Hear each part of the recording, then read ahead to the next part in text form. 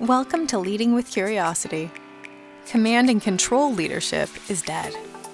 We interview leaders, entrepreneurs, and executive coaches challenging old paradigms and fostering cutting-edge leadership.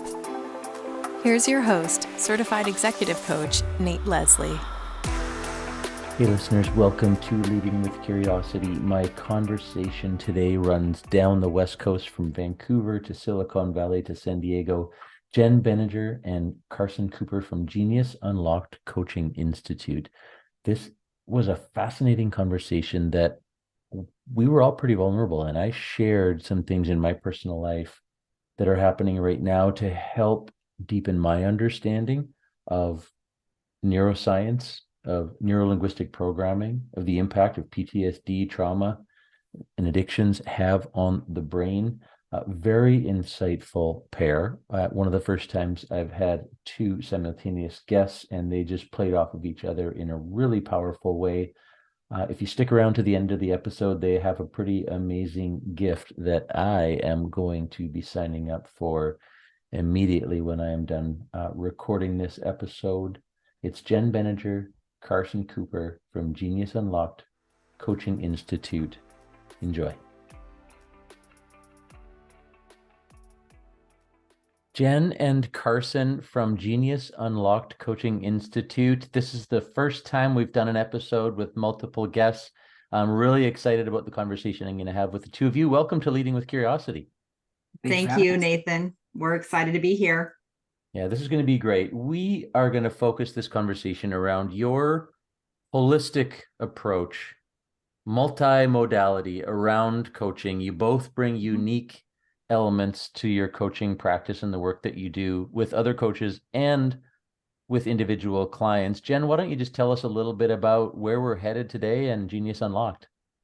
Absolutely. Thank you. And I'm excited to be here for Carson and I to share with your listeners for taking out the time of their time and day to listen to us talk about what we are so passionate about. So Genius Unlocked, really our mission is as a coaching institute is to really support people in releasing the most vulnerable judgments that they have about themselves. That is in their unconscious mind, which creates the reality that they live in. So the reason that we look at it as a holistic approach is because we want people to understand that the mind, the body, the spirit, their emotions are all connected. And if you only focus on using one modality in the coaching, whether we certify them in that or they experience it as a client, then they're leaving out all of the other ways that they can grow and release, PTSD, trauma, and addiction, which is one of the areas that we specialize in. So by us being able to utilize and create, Carson and I each have over 16 different coaching certifications that are that multimodality, so that wherever our clients come, however they come to us as either a client or a coach who wants to get certified, we can now create a special plan just for them that releases what's in their unconscious mind. We are not a cookie cutter coaching company. We completely believe that whatever you experience in your life is absolutely true to you. And there's not just one way to release everything. So that's where we come with the holistic, as we look at the mind, the body, the spirit, the emotions. And then we have the different various modalities to support you in releasing that, so that no matter what you have in your life, you can hit the goals that you want. Hey, Carson, what do you want to add to that? Yeah, it's so interesting. Jen and I each started our coaching businesses with one coaching certification each. And we had this big goal. We were going to be that entrepreneur that made $100,000. And I think we each only made I made $1,800, she made $2,000. And we realized with the one modality, we weren't getting the impact that we wanted. So I brought the science and the structure of coaching, and Jen really brought the intuitive and the unconscious mind approach. And we found when we integrated that science and that structure with that intuition and unconscious mind is when we really were getting deep impact with people. So let's talk about the structure and the science of what's happening here. First, who would like to share for our listeners about what's actually happening in the coaching process, in the work that you do, or in coaching as a modality? Yeah. So we focus on neuro-linguistic programming, which really is the science behind the brain. It's denominalizing what's already working in psychology and therapy. And so we have our five senses. So we have our five senses. Information comes in and it's captured by our neurology. Linguistics is we label that everything coming into our brain, we label that because of our past experiences, our values, our memories. And then that creates our programming. So neuro-linguistic programming. So neurology comes in, you label it through your language, and that creates your behavior. And that either creates the results that you want in your life, or it makes it so that you're not getting the results that you want. Yeah. Okay. Yeah. Go Mm-hmm. ahead, Jen. No, I was just going to say, so what is so powerful about what Carson just explained about the science behind is you are neurologically programmed to react to different things that experiences in your life. And what also Carson was explaining is that's how you create the patterns in your life that you don't consciously know that you're doing. They're unconsciously showing up. So we say this a lot to our clients is they're like, okay, have you ever always had the same boss? Have you always dated the same person? Are you wondering why you keep repeating this pattern? Well, what Carson just explained is that's what's going on in your brain is you're receiving the information, you're labeling it, right? With oh, this is what love is. This is what having, working is. This is what having clients is. And then you're programmed to respond the same way.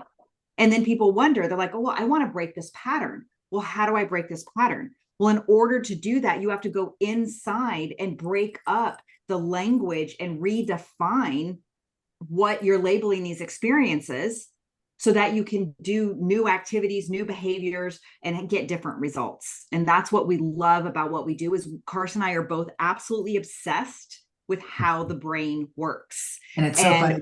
It's because so many coaches are like empowering questions, ask empowering questions, but we want coaches to know how is the empowering questions actually changing the neurology of the brain. Right. So Carson, how are powerful questions changing the neurology of the brain? Yeah. So in our conscious mind is very specific. It's our thought patterns. So it's what we think on a daily basis. It's strategy, it's planning. Then we have what's in our unconscious mind. Our unconscious mind is very abstract. And so when we go through an experience, our conscious mind is saying that we're not good enough, or it's holding on to an identity that we have, or it's holding on to a hurt from the past. Well, that's all in our unconscious mind. But what the conscious mind does is, I can't do that. I'm not good enough, or I'm going to do it this way. Our conscious mind creates dichotomy thinking, I can only do it this way or this way. And that's because our conscious mind wants us to stay safe. It also creates dichotomy thinking so that it feels like we have control because it's very specific. But in the unconscious mind, we recognize that we actually have 4 internal voices. And so our ego is holding on to our identities from the past. I have to prove that I'm a good mom. I have to prove that I'm a good entrepreneur. And so we're going to do everything to prove that.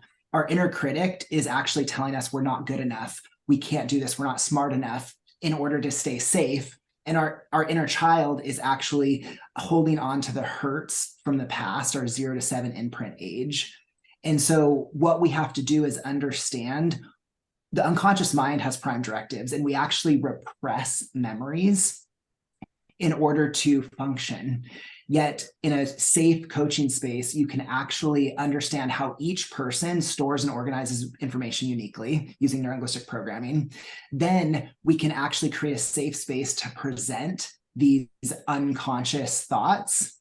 And then we believe that your intuition is the translator. So what do you deserve to learn from these inner voices so that you can shift your thinking, shift your perception? Jen, I've written down a couple of words here. When you think about that NLP, the neuro-linguistic programming, that programming being about the behavior that you exhibit. And I also caught judging yourself, and you guys work in a heavy area, if I can be honest, with people who have been through heavy things. Can you share a little bit about the behaviors that we exhibit as a result of the story we're telling ourselves and the way that we're judging ourselves, and how that might, well, the impact that can have, especially for people that have dealt with hard things in their lives? Yes, and this is a great question, Nathan. So what is so powerful about understanding how the brain works, which is what Carson was just sharing, is when this information comes in, which is a traumatic experience for someone, and you're all free from this. So we're going to talk a little bit about some traumatic experiences, is, if there's a car accident, if there's a loss, if you've been a victim of any type of abuse, you start labeling and creating that internal picture inside of your brain, and you're labeling experiences, because when your trauma is defined is when you're in a heightened emotional negative state, and something happens that you make a neurological connection to. You have built the synapses that this situation equals trauma. Okay. Now, like I mentioned before, is we do specialize in trauma, PTSD, and addiction. With PTSD, what happens is when they get triggered into that emotional state, it takes them right back there where they're actually in that PTSD state, like they're in that traumatic state.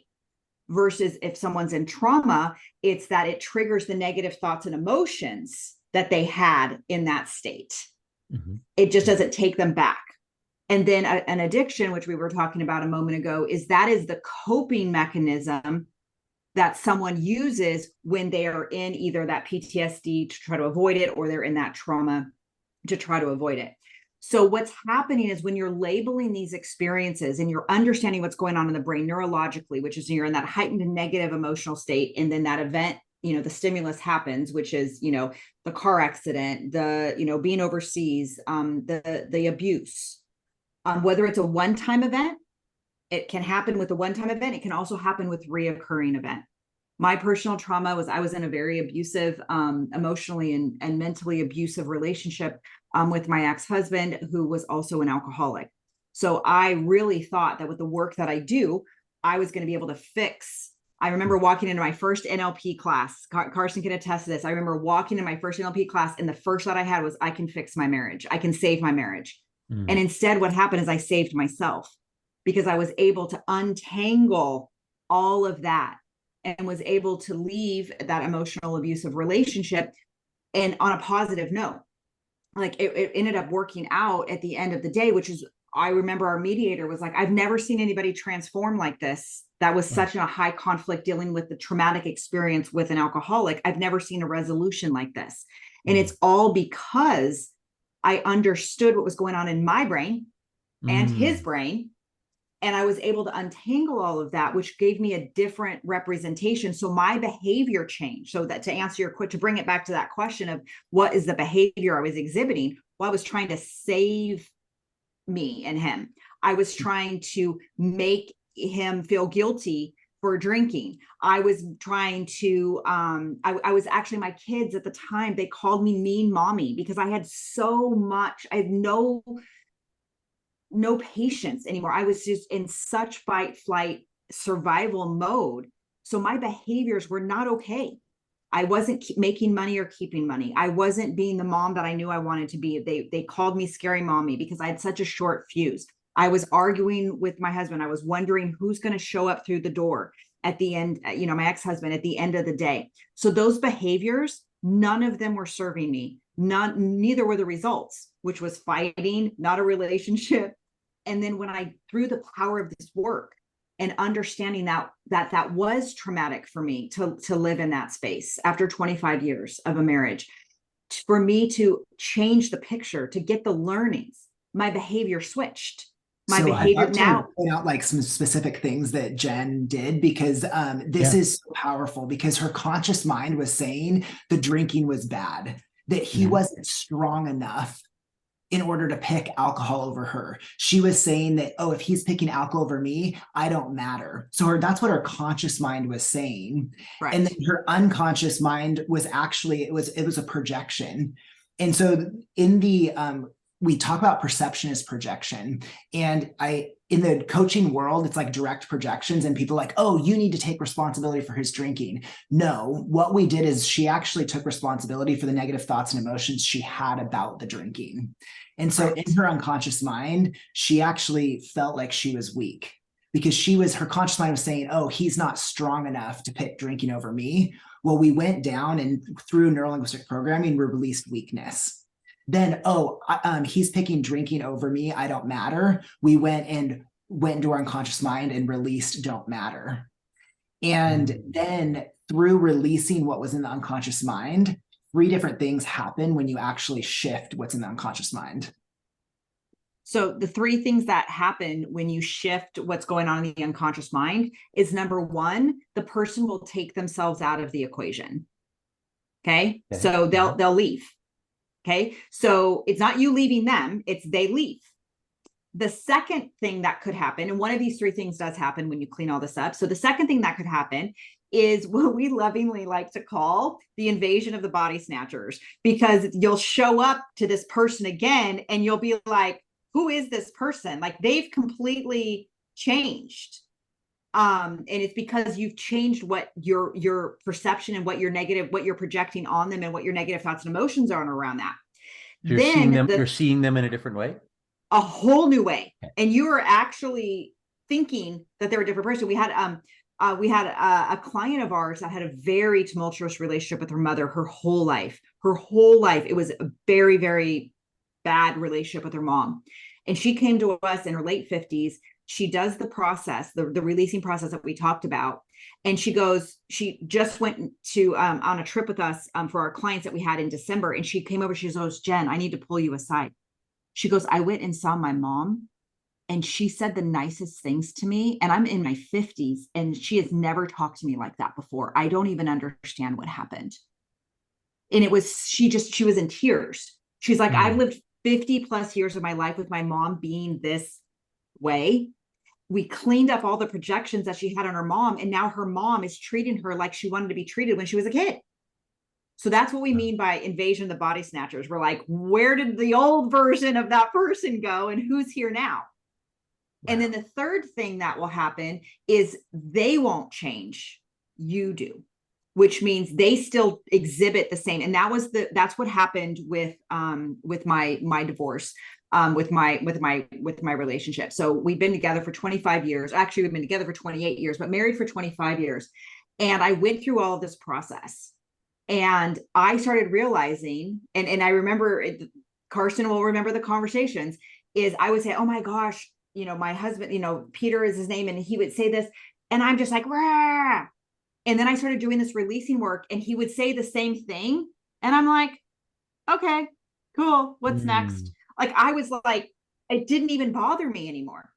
So one of those 3 things will happen. And it's experienced with me with all of those. People will take themselves out of the equation. They'll be a completely different person. And then you're like, oh, that's cool. Or they won't shift. Like, he still drank. He still said the things, but I no longer had any emotional tug on them. So I just moved on. Can I make this about me? No, can I use an example from Bible and you can kind of layer on what you're saying? Absolutely. So my wife and I were sitting around last night and she's reading a book, The Conscious Parent, and we're talking about when our kids do things that trigger us. And for example, I'm patient, then I'm not. But my reaction to their behavior doesn't mean they should be allowed to do the thing that they were doing. But I think I make a connection here to how I react in that moment is actually more about me and what I have going on inside than that's necessarily the appropriate reaction as a dad to project onto my child. I see heads nodding. For those watching on YouTube, they see heads nodding. Carson, what sense have I made out of this fascinating topic? Absolutely. So, what we like to ask is, like, when somebody has a problem or a challenge, what are the qualities and characteristics of that problem or challenge? So what are the qualities and characteristics of your child's behavior? And then what are the negative thoughts and emotions about the qualities and characteristics of that behavior or challenge? So you're not creating the behavior. Yet your negative thoughts and emotions about that behavior is stored in your unconscious mind from your past experiences. So you're all free from, let's think about a car accident. If there was 40 of us that had a car accident that are listening to this, we'd have different thoughts and emotions about the car accident because of our past experiences. Mm-hmm.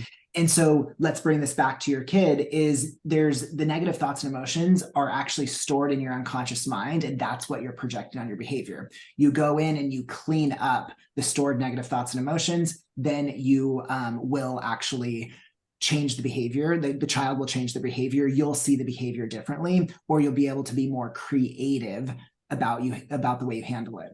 So Jen earlier talked about significant emotional events in our life. Well, from our negative significant emotional events in our life, we have negative thoughts and emotions, and then we have values that were created from that. So in neuro-linguistic programming, you're thinking about all of unconsciously, all the times that your children, or all the times that your dad and mom treated you a certain way, all the times that you've seen other parents treat kids good or bad, all of your relationships, and your unconscious mind is gathering all of that up in a split second. And so for a while, you can consciously think about how you want to be as a parent. And so you're consciously reacting to your child until the threshold gets low and the stress gets high.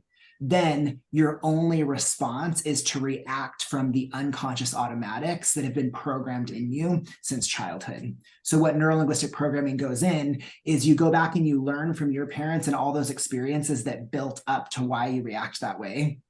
You actually see that the value that came from it was not, it was either given to you or because of the negative event. It was not the value that you inherently have and that you want to have. So we go back and reframe it so that you actually have choice back, release it from the unconscious mind, and then you have new behaviors with your children and you stop getting, triggered by them. Because my girls don't call me scary mommy anymore. I have an amazing relationship with my girls now. And it's because I was when I was scary mommy, I was responding from exactly what Carson just said. It was all the negative stuff that was coming. It was automatic because my stress was high. As soon as I was able to release all of that, again, one of those three things happened. One, well, they didn't go away. My ex-husband did, but the kids didn't. But their behavior changed. I was like, you're not even the same kid anymore. What happened? And then there were some instances, I do have teenage daughters. So there are some instances where their behavior doesn't really change. They're teenagers. I'm no longer scary mommy. So it's so powerful, but I didn't do it consciously. We had to go into the unconscious mind and use our intuition, my intuition as the mom and Carson's intuition as the coach, using that to translate what was going on between my conscious and unconscious mind to get the results that I wanted. So that's what's possible for you. And I love that you use your own situation. Yeah, and you guys have been so transparent and vulnerable, sharing your stories too. And so I haven't done all the work, but here's what did happen this morning is my 8-year-old daughter was having a rough morning. She's a little bit under the weather, and she was like melting down. And I just caught myself and I said, this isn't even about me. I don't know what it's about, but it's not about me. And I just walked into her room and I sat down beside her and I said, do you want to cuddle? And she did. And it turned out she was upset that her brother was sick because he was going to miss their hip hop dance class because he's sick. So she had this all bottled up going on. But all that came out. And then within like seconds, she's back to normal, and we went to have breakfast. So I didn't do all the work and unwind, but I did recognize how I'm about to react is my choice, and it completely changed the way she reacted back to me. We're reading the same mail here, are we not? Absolutely, and that is really, it brings creativity. What you did is it brings back creativity. And so oftentimes when people are in PTSD dominant addiction, they have no choice. There's no creativity. There's no consciousness around it. And we've worked with a lot of parents that don't have consciousness around it. And so I'm glad that you do this work so that you can press your pause button and get creativity back, have choice back, observe your behaviors. Well, right. So the people that you're working with who have been through PTSD, trauma, addiction, have so much in there. Let's let's call me fortunate if I'm able to kind of pivot quickly like that. There's and yeah, people have so much inside of them in their past experiences that make these decisions even harder to execute, harder to catch in the moment. And that's the space that you work in, helping people. I've heard you guys use the word unwind, I think today here, kind of unwind and untangle some of those things so that moments like I had this morning can come easier and more fluidly to us. Yeah? Yes, absolutely. Wow. So there's a listener that's thinking, I thought this sounded like therapy. I thought this is what I would talk to my psychologist about or my counselor about. But the gray boundary or the gray interconnectedness between coaching and other interventions, what can you share about the work that Genius Unlocked Coaching Institute does and those and other interventions? Yeah, absolutely. So therapy goes back and is going back and reparenting and changing the way you saw the event. And it's actually reprogramming how you would have acted in the event so that you can have healing and resolution. So therapy goes back and you talk a lot about what happened in the event, why it happened, what would you have wanted differently, who could you have been differently in the event. And it's going back and it's focusing on the past. What neuro-linguistic programming does is you're not actually talking about what actually happened. You're talking about what are the negative thoughts and emotions that you had in the past that you currently have now in this current situation. And so when I'm asking, when I coach somebody and they're like, my boss is really controlling. And I say, well, what's coming up for you? What does it represent that your boss is really controlling? And they say, it means that I don't have choice. Well, when you think about not having choice, what are your negative thoughts and emotions? Well, I feel like I feel upset. I feel not good enough. I feel like nobody trusts me. And I feel like I don't belong. Okay, well, when's the first time that you didn't belong? 3 years old. Okay, when you were at 3, what were the negative thoughts and emotions? I felt abandoned, unloved. When you felt abandoned, or when you thought you were abandoned and unloved, what did you feel? Hurt. Okay, so I don't even know what happened at 3, but their unconscious mind gave us a representation of that. Now we know. We find what are other times in your life that you felt abandoned or you felt unloved and sad, and then how are you reacting now because of the abandonment and sad in the past? And so then you get the learnings so that you actually can release that pattern of abandonment, which shows up like fighting or attacking people, avoiding, or you have to be the people pleaser. You have to be the person that's always right. That's the presenting problem, but then you get back to the unconscious root cause, which might be that abandonment, that not belonging, or that hurt.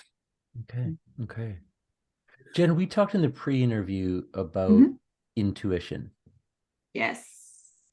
What would you like My to share? favorite thing. Yeah. My favorite thing on the planet. Okay. So intuition, as Carson said at the very, very beginning, we were talking about the conscious, the unconscious mind integration. So to bring it back is, the conscious mind is extremely specific and the unconscious mind is extremely abstract. So when you guys are setting goals and you're creating and wanting the things in your life, your conscious mind is setting those goals and they're very specific. I want $10,000 a month. I want 12 clients by Friday. I want to buy this house for my mom. I want to do it. So it's all this very specific stuff. Well, your unconscious mind is actually the goal getter, which is your motivation, your values, the positive thoughts and emotions. Well, what happens is if they are not in alignment, then you're going to set a goal and you're not going to hit it because your unconscious mind runs the world, right? You're going to come up with the anger, sadness, fear, hurt, guilt, not good enough, not important, don't deserve, unlovable, money is bad, I don't deserve to have all of this. Your unconscious mind is going to stop you from doing that. So what does our intuition do? Well, our intuition is the translator between the conscious and the unconscious mind. Your intuition is always kind, yet not always gentle, which means it might give you a couple of those big aha moments. Your intuition is always has your best interest at heart. And your intuition always represents, your true self, or how source sees you, whatever that definition of source is. So what happens is, if you live in those negative thoughts and emotions from your inner ego, your inner critic, and your inner child, right? Carson explained that, right? You've got the hurt, you've got the I'm not good enough, you've got the anger. If you live in all of that, you're not hearing your intuition, which is, your intuition is like, hey, if you understand that you're valuable and loved and powerful and magical and creative and intuitive and and strong and courageous, you can have everything that you want, because it will always guide you to the best possible situation. So the more and more developed that you can be with your intuition, the more you're going to create the life that you want. And there's 4 stages. So I'll just, if I can, Nathan, for just a quick second, is just go through the 4 stages of developing your intuition. The first stage is really discovering that you've got one. So I remember when I was in corporate America. I live in Silicon Valley. I worked, for a very, WebMD, right? You guys may have heard of that company, right? So I'm living in Silicon Valley, but my husband and I were struggling with infertility. And it was really, really not going well. I was a basket case. Okay. I had all of those negative thoughts and emotions. And then I just knew, I didn't know it was my intuition at the time. I just knew I needed to quit corporate America. So I quit corporate America, and then I became a full-time entrepreneur. And 2 weeks after I quit, I got pregnant, completely, after 3.5 years. I didn't know that that was my intuition at the time. I just knew, I had a feeling. So some of you just have to discover that you've got one. Maybe you call it a gut feeling. Maybe you call it just that, oh, I got a thought and I just did something.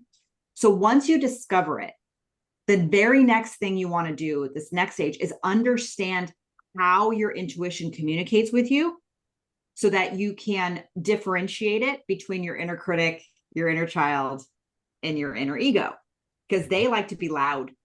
They're very loud.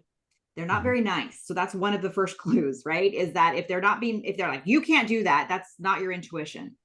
So the first step is discover it. The second one is you have to understand how it communicates with you. So a lot of people, maybe even on this line, may be there already.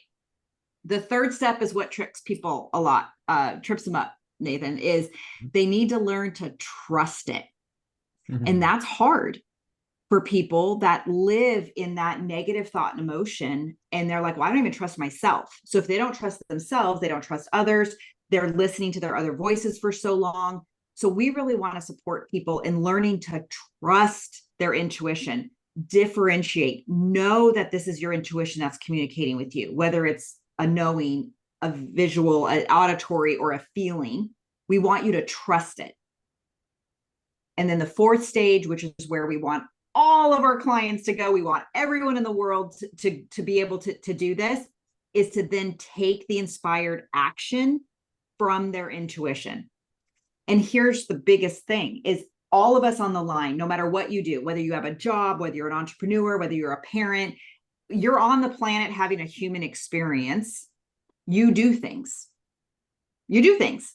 What we want you to do is we want you to take the inspired action from inside of you versus doing what someone else told you. I was a business coach. I started out as a business coach before I found this work, and clients would pay me lots of money, and I'd help them make multiple 6, 7-figure businesses. And I finally woke up one day, I was like, why are they not doing what I'm telling them to do?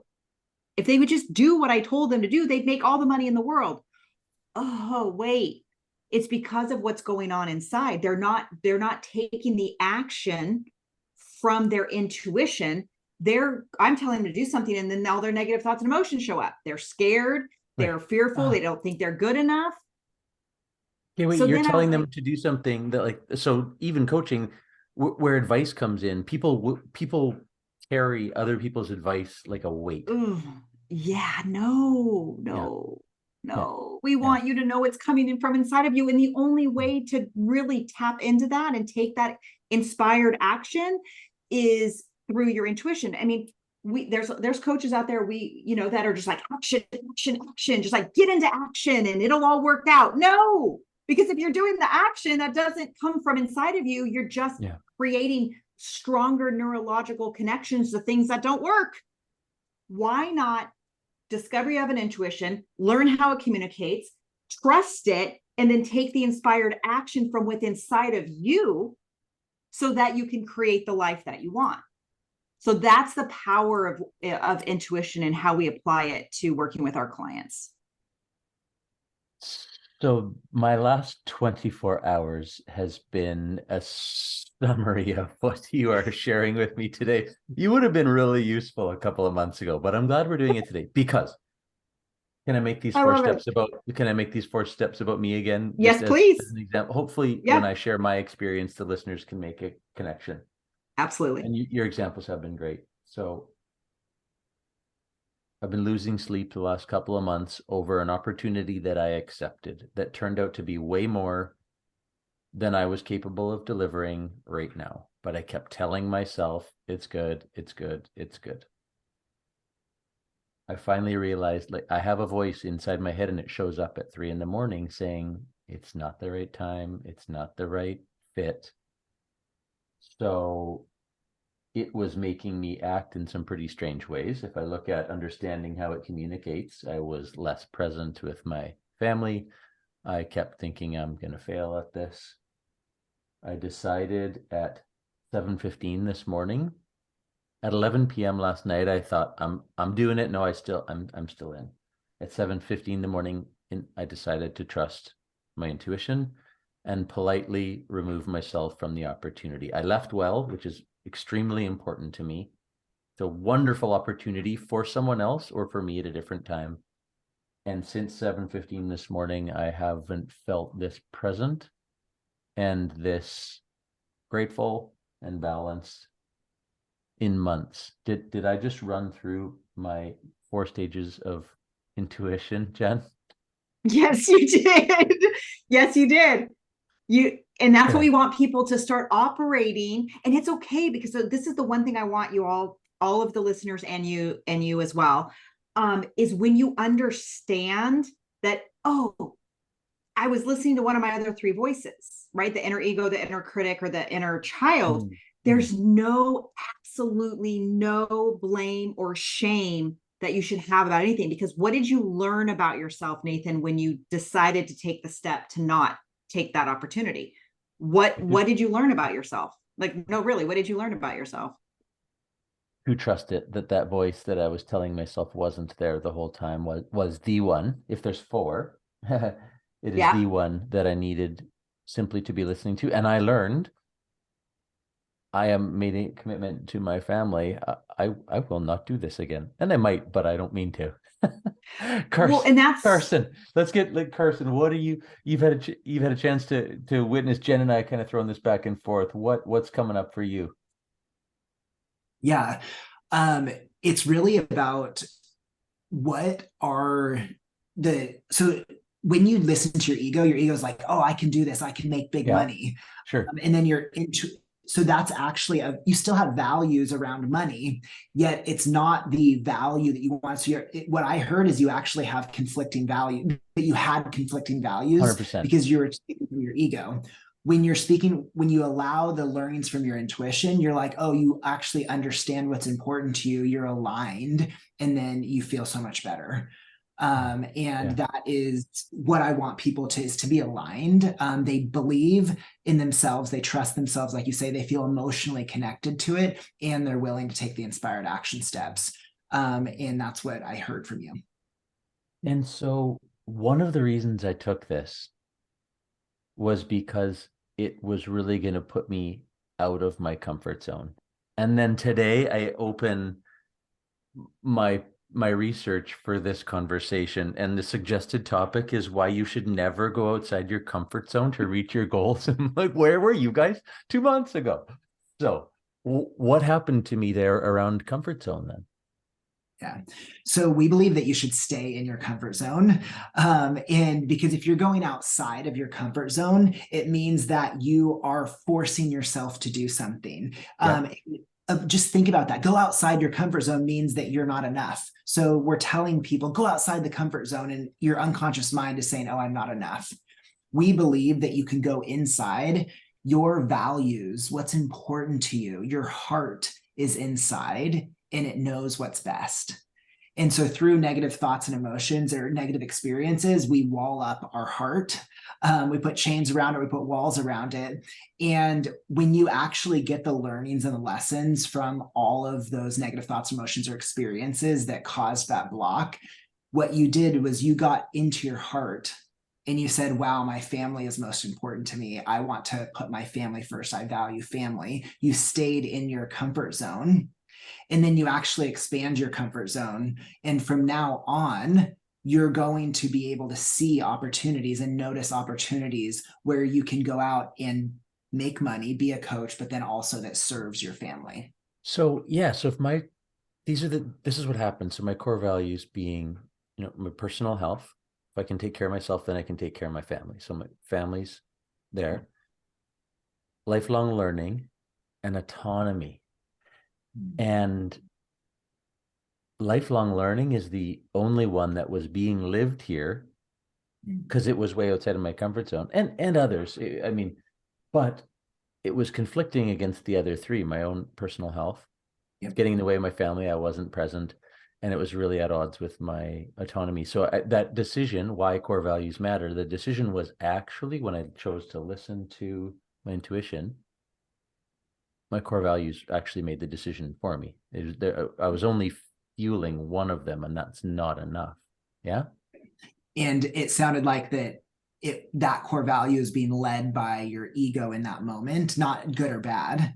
And yet, because you will, and you do at some points, that core value is led by your intuition, and then it's amazing and it happens incredibly.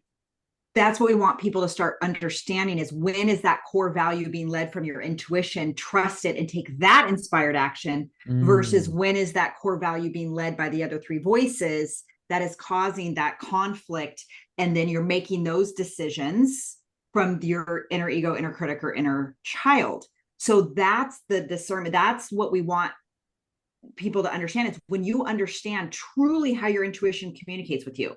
So the next time a situation is run with that number one core value, you're going to be able to say, oh, that's not how my intuition talks to me. So I'm going to go over here. Or you'll be like, that's right. That's how my intuition talks to me. I'm going to trust that my intuition is going to do that. And then you're going to take the inspired action on that from your intuition. And that's how you're going to create the life that you want, get the results that you want. It's going to seem easy and effortless, and you're going to hit your goals. When when that core value is being fed by the other three voices, and then you're not checking in and tapping into your intuition and turning that on and understanding, that's when you start going down the route of, oh, this is hard. 2 months of not sleeping, everything that you just described. But then what happened is your intuition was always hanging out there. Your intuition's like, hello, I'm here. And you're like, I'm good. I'm here, intuition, for 2 months. And then you heard it. Are you inside my mind right now? No, continue. This is why I love what we do. So that's what's so cool is ladies and gentlemen, your intuition is always there. Yeah. It's always there. It's just so basically for you, Nathan, it took 2 months for you to go, maybe I should listen. Some people, for me, 8 years. Okay. Yeah. I probably should have got divorced 8 years before I did. Right. Yeah. Or some people it's 5 minutes. But your intuition is always there. It's always got your back. It'll always lead you. However, there's nothing wrong with listening to the other three voices. That's what I'm saying. There's no blame or shame because you deserved the learnings that you got. So that the moment you got the learnings, your intuition was like, here I am. And you said, that's right. And I trust you. And I'm making this decision. And you took yourself out of that equation and you gained all the learnings to go with you. And now you have a stronger relationship with your intuition. And now you're learning how it communicates with you so you can trust it and take that inspired action more often.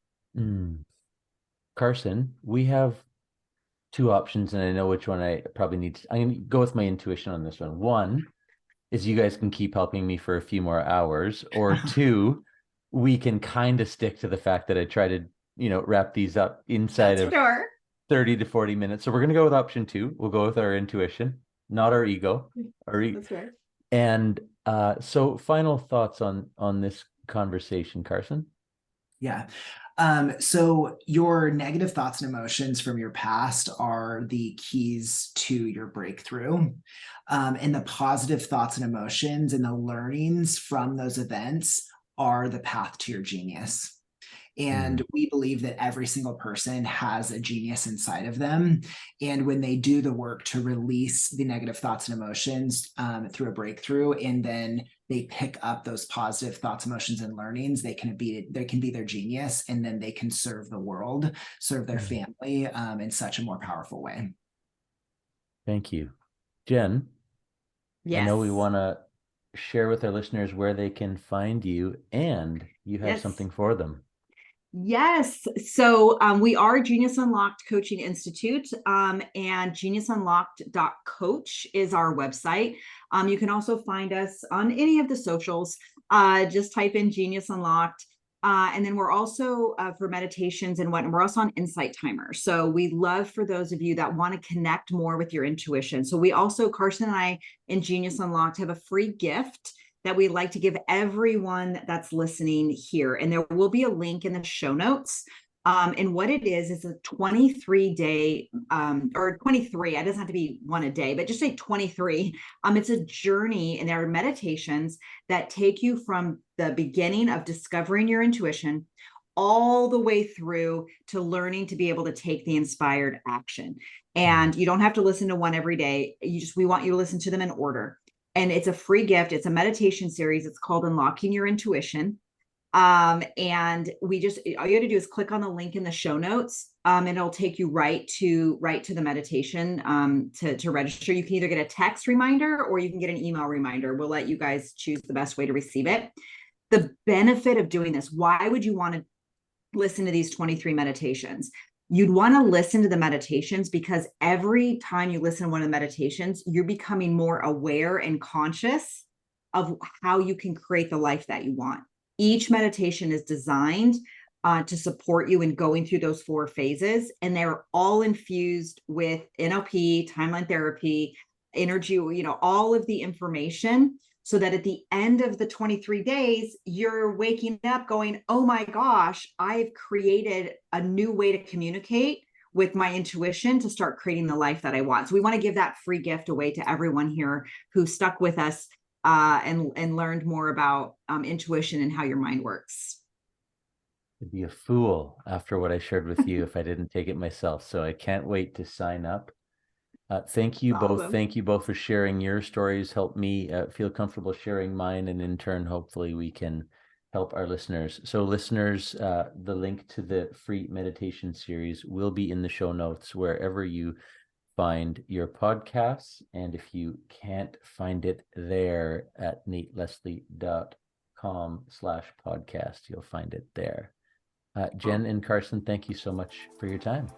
Thank you so much. Thanks for listening to Leading with Curiosity.